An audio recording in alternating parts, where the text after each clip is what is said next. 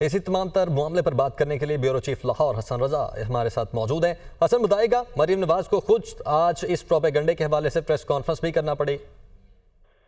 देखिए, एक बात तो वाज़ेह है कि जो मुख्तलिफ ज़राए भी ये बता रहे हैं कि मरियम नवाज शरीफ ने 48 घंटों में तमाम तर पहलुओं का जायजा लिया और उन्होंने अपनी टीम को ये वाज़ेह हदायत दी थी कि अगर 0.001% भी अगर कहीं पर कोई ऐसी बात है तो मेरे सामने ये बात रखी जाए।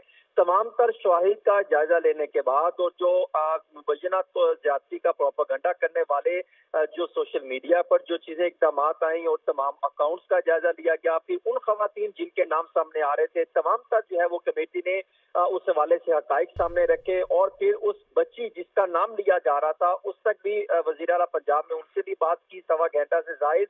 और फिर तमाम तर हकाइक सामने आने के बाद मरियम नवाज शरीफ ने बतौर चीफ एग्जीक्यूटिव पंजाब के तौर पे ये प्रेस कॉन्फ्रेंस की। उन्होंने वाज़ेह किया कि ये प्रोपेगेंडा किया गया और प्रोपेगेंडा करने वालों के खिलाफ कार्रवाई करने का हुक्म दिया। और मरियम नवाज शरीफ ने ये भी वाज़ेह कर दिया कि वो जीता जागता इंसान है कि हर चीज पर उनकी नजर है, मुकम्मल तहकीक करने के बाद ये सामने लेकर आई है। उन्होंने कहा कि मैं और फिर ही ये प्रेस कॉन्फ्रेंस उन्होंने की है। हसन, बहुत शुक्रिया आपका।